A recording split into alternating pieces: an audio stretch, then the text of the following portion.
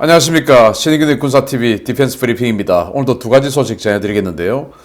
미 해군이 알라이버크급 이지스 구축함을 완전히 새로운 레이더로 교체를 해서 지금 새로 건조하고 있는 중인데, 이것들이 이제 실제 테스트에 들어갔습니다. 이른바 AMDR이라고 하죠. 이 스파이6 레이더를 장착한 차원이 다른 방공 능력을 보여줄 텐데 설명을 좀 해드리겠고요. 그리고 곧 미국의 칼빈슨 항모 전단하고 중국의 랴오닝 플러스 산둥 이 듀얼 캐리어 전단하고 남중국해에서 조우하게 되겠는데요. 중국은 지금 듀얼 캐리어 한다고 완전히 지금 아주 들떠 있는데 만나면 어떻게 될지 한번 보겠습니다. 첫 번째입니다. 미 해군 미래 작전의 패러다임 자체를 바꿔버릴 4세대 알레이버크급의 첫 번째 함정이 드디어 레이더 테스트에 들어갔다는 소식입니다. 2023년 상반기 취역할 이 구축함, 분류는 알레이버크급이지만 다른 함급을 부여해야 한다는 지적이 나올 정도여서 기대를 모으고 있습니다. 지난 1988년부터 건조되며 진화를 거듭해온 알레이버크급의 최신형 프라이트3 버전의 첫 번째 함정이자 알레이버크급 75번 함인 잭 H 루카스함이 진수 후 첫 레이더 테스트에 들어갔다고 레이시온을 인용해서 네발뉴스가 현지 시각 12월 21일 보도했습니다. 알레이버크급이라는 분류로 건조되었지만 그동안 적용되었던 스파이1D 시리즈 대신 4세대 이지스 레이더인 스파이6 이른바 AMDR 레이더를 장착한 첫 구축함인 잭 H 루카스함은 지난 6월 4일 진수되어 현재까지 의장 공사를 진행해 왔고 최근 레이더 설치 작업이 끝남에 따라 이 레이더의 시험 가동을 시작했습니다. 폐사 방식이었던 기존의 스파이1 계열과 달리 A사 방식 레이더인 스파이6는 스파이1과 마찬가지로 S밴드를 사용하는 레이더지만 4세대 전력 반도체 소자인 질화 갈륨 덕분에 탐지 거리와 데이터 처리 능력, 정밀도 등 모든 면에서 기존의 스파이1 레이더를 압도하는 강력한 성능을 자랑합니다. 이 레이더는 질화 갈륨을 이용한 TR 모듈의 압도적 성능 우위를 바탕으로 단 9개의 모듈만으로도 현용 이지스 레이더인 스파이1D와 동일한 능력을 발휘하는데요.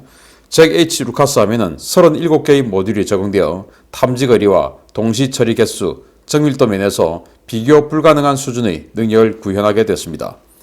이 레이더는 0.001제곱미터의 RCS를 가진 고성능 스텔스 전투기조차 330km 거리에서 잡아내는 것은 물론 일반적인 항공기나 탄도탄 표적은 2000km 거리에서부터 탐지, 추적할 수 있고 통합 항공 미사일 방어 능력이 모두 기본으로 적용되어 탄도미사일 요격 임무를 수행함과 동시에 일반 방공 임무도 처리할 수 있습니다. 미 해군은 알레이버크급 75번함부터 98번함 물량의 37개 모듈 버전인 스파이6 버전 1을 탑재하고 대량 건조가 예정되어 있는 콘스텔레이션급 호위함의 9개 모듈 버전인 스파이6 버전 3를 탑재할 예정인데요. 이들 레이더가 전력화되면 앞으로 미 해군 방공작전 능력은 우리가 그동안 상상했던 것 이상으로 강력해질 것으로 기대됩니다. 자, 이 알레이버크 생긴 건 똑같지만 완전히 다른 능력을 가지게 될 알레이버크입니다. 잭 H 루카스함이라는 이 배는 75번 함인데요. 여기에 들어간 이 레이더가 다르다는 거예요. 바로 스파이1이 아닌 스파이6 레이더가 들어가는데 질화 갈륨 소재의 엄청난 능력이에요. 자, 이건 지금 이렇게 37개짜리 모듈을 제한하고 있고 뒤에 있는 9개짜리 모듈은 나중에 나올 그 호위함들이죠. 컨스텔레이션급 그 호위함의 9개 모듈을 제한하고 있습니다. 이 37개 모듈만으로도 기존의 이 알레이버크 스파이1D를 훨씬 능가한다. 일단 탐지 거리가 스파이1D가 1000km 아니겠습니까? 이건 2000km. 그리고 워낙 정밀해가지고 해상에 있는 이 클러터를 아주 잘 제거해서 시스키밍에서 날아오는 적의 미사일을 이게 파도의 난반사인지 아니면 미사일인지 이게 좀 헷갈릴 수가 있는데 이걸 아주 정확하게 분리해서 요격 성공률을 높여주는 데 도움이 되고 그리고 또 적의 그 스텔스 전투기 0.0001이라고 하니까 제곱미터 F-35급의 스텔스 전투기를 무려 330km에서 탐지할 수 있다. 이거 적외선 이런 거가 아니고 그냥 레이더파로 워낙 강력한 레이더파기 때문에 330km 거리에서 F-35급의 전투기를 탐지할 수 있다.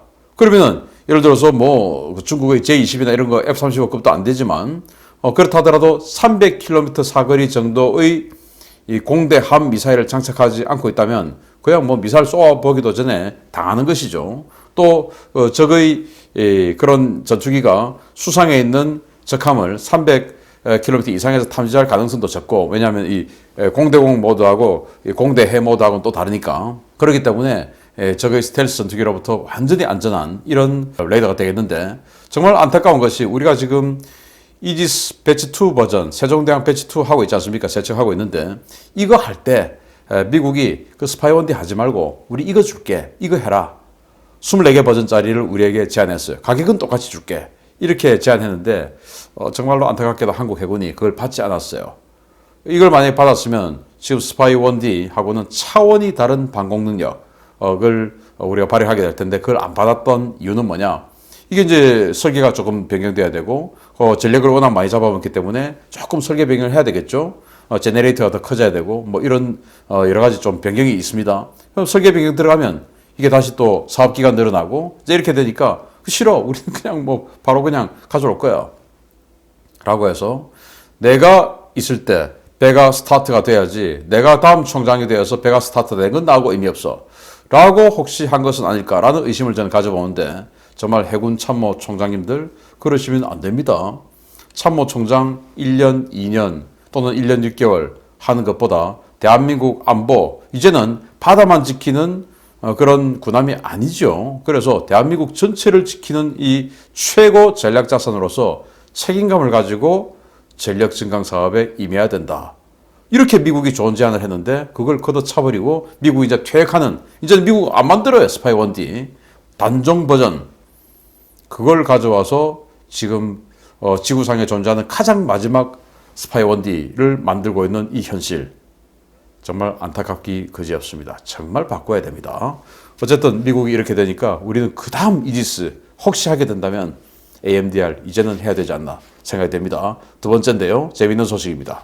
현재 서태평양에서 미국의 칼 빈슨 전단을 피해 열심히 달리고 있는 랴오닝 전단이 조만간 남중국해에서 산둥 항모 전단과 합류해서 중국 최초의 듀얼 캐리어 무력 시위를 벌인다는 소식입니다. 미국 항모의 듀얼 캐리어는 정말 무서운데, 중국제 항모 두 척의 듀얼 캐리어 전혀 위압감이 느껴지지 않고 있습니다. 최근 중국이 랴오닝 항모와 산둥 항모를 잇따라 출격시켰으며, 이들이 가까운 시일 내에 남중국해에서 듀얼 캐리어 임무를 선보일 것으로 보인다고 황구15의 영문판 글로벌 타임즈가 12월 22일 보도했습니다. 글로벌 타임즈는 최근 미야코 해협을 통과해 태평양으로 나간 랴오닝 전단이 훈련에 매진하고 있으며, 우연히도 같은 시기에 또 다른 항공모함인 산둥이 남중국해에 진입해서 훈련을 진행 중이라며, 이들 항모가 조만간 남중국해에서 만나게 될 것으로 기대된다고 전했습니다. 글로벌 타임즈는 중국 군사 전문가들의 표현을 빌어서 중국형 듀얼 캐리어 전단의 등장을 너무 오래 기다릴 필요가 없다라며, 이미 중국에서는 중국형 듀얼 캐리어의 CG가 등장하는 등 중국 최초의 중국형 듀얼 캐리어의 등장을 기대하는 인민들이 많다라고 전했습니다. 사실 중국의 듀얼 캐리어는 2018년 다롄에서 먼저 있었는데요. 미국의 듀얼 캐리어가 전단을 갖추어 무력 시위를 하는 형태로 이루어지는 것과 달리, 중국의 첫 듀얼 캐리어는 고장으로 입고된 랴오닝, 시운전 후에 문제를 일으켜 입고된 산둥함이 나란히 정박한 모습으로 이루어져서 전 세계인의 조롱을 받은 바 있습니다. 중국은 2012년 랴오닝함이 취역한 이후에 미국의 항모전단이 활동하는 해역에는 절대 접근하지 않는다는 불문율 아닌 불문율을 철저하게 지켜왔는데요. 칼 빈슨 전단이 필리핀 인근에서 버티고 있는 상황에서 과연 중국이 듀얼 캐리어 무력 시위를 할 수 있을지 한번 지켜봐야 되겠습니다. 이런 CG 막 돌고 있습니다. 이런 CG가 돌고 있는데, 뭐 CG임에도 불구하고 여전히 갑판은 텅텅 비어있고, 이게 그냥 화물선인지 상륙함인지 아니면 항공모함인지 알 길이 없을 뭐 이런 CG, 자기들도 아는 것이죠. 전투기 없다. 지금 J-15가 생산된 게 중국 해군 항공대가 J-15 러시아의 수호이 33 뺏긴 거 아닙니까? 그거 토탈 50대가 안 된다. 그러면은 여기에 랴오닝함에 24대, 산둥함에 36대 이렇게 탑재할 수 있다고 주장하는데, 그동안 보여준 사진들 아무리 봐도 12대 이상 탑재된 거 한 번도 본 적 없죠. 일단 첫째, 전투기 부족하고, 둘째, 탑재 능력 부족하고, 운용 능력 부족하고 라는 거 아니겠습니까? 그리고 미국의 칼빈슨 전단이 지금 필리핀 해 바깥쪽에 태평양 쪽에 지금 항진을 하고 있는데 그 인근에 지금 랴오닝하고 지금 곧 만나게 됐어요. 그 랴오닝 어떻게 할지 모르겠는데 그렇게 해서 어쨌든 남중국해로 들어오겠죠. 들어와서 이 산둥 전단하고 조울해서 여기서 이제 이런 식으로 듀얼 캐리어 한번 하겠다라는 건데 만약에 이 칼빈슨이 어흥 하고 들어오면 이 여우 두 마리가 이 호랑이 진짜 대호 칼빈슨이 확 들어오면 여기 또 칼빈슨 F-35 탑재되어 있습니다. 그래 딱 들어오면 정말 뭐 혼비백산 할 것 같은데 항모 두 척 전단과 항모 한 척 전단이 누가 이기냐? 그러면은 중국 입장에서는 야 그래도 항모 두 척인데 우리 다 합하면 전투기가 랴오닝 24대 그리고 여기 산둥 36대 이렇게 해서 60대야. 칼빈슨 48대지. 우리가 더 세. 라고 할 사람이 몇 명 될지 모르겠는데 그들이 생산한 전투기 총량도 그만큼 안 될 뿐더러 그리고 그 전투기 다 있다 하더라도 칼빈슨에 있는 슈퍼넷 그리고 F-35의 대적 불가 전력이다. 그리고 이 에워싸고 있는 이 호위함들도 칼빈슨 전단에는 알레이버크급 그리고 타이콘데로가급 이런 짱짱한 이지스함들이 에워싸고 있는데 여기는 그냥 이게 진짜 제대로 막아줄지 안 줄지 아무도 검증할 수 없는 포를 쐈더니 포는 맞지 않고 또 바다로 나갔더니 엔진은 꺼져버리고 이런 배들로 지금 이루어져 있으니 이게 과연 될까라는 거 아니겠습니까?